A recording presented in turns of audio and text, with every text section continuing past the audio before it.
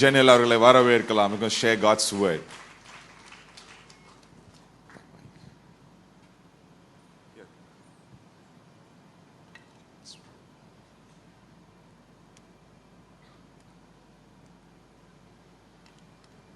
ஹல்லேலூயா.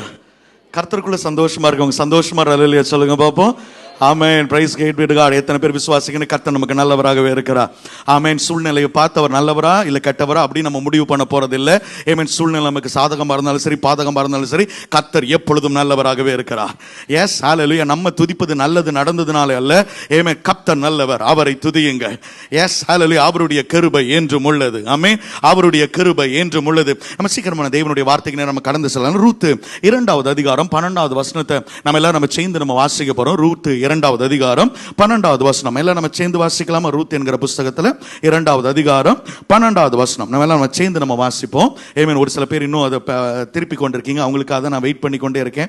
ஏன் 2:12 இவர் 12 தடவை சொல்றாரு அப்படின்னு நிறைய பேர் என்ன கோவமா பார்க்காங்க. ரைட், நம்ம எல்லாரும் நம்ம சேர்ந்து வாசிக்க முடியும். ஓகேங்களா? நீங்க வேதம் கொண்டு வரல அப்படின்னு சொன்னா நீங்க ஸ்கிரீன்ல பார்த்து என்னோட கூட வாசிக்க முடியும். உன்னிடத்தில் நான் கேட்டுக்கொள்கிறேன். ரூத் 2:12 நம்ம எல்லாம் சேர்ந்து வாசிக்கலாமா? உன் செய்கைக்கு தக்க பலனை கர்த்தர் உனக்கு கட்டளையிடுவாராக. இஸ்ரவேலின் தேவனாகிய கர்த்தருடைய செட்டைகளின் கீழ் அடைக்கலமாய் வந்த உனக்கு அவராலே நிறைவான பலன் கிடைப்பதாக. ஹல்லேலூயா. உன் செய்கைக்கு தக்க பலனை கர்த்தர் உனக்கு கட்டளையிடுவாராக.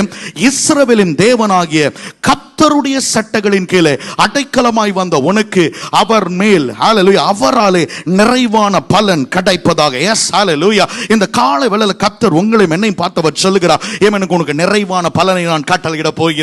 ஒரு ஆமீன் சொல்லுகிறவங்க மாத்திரம்.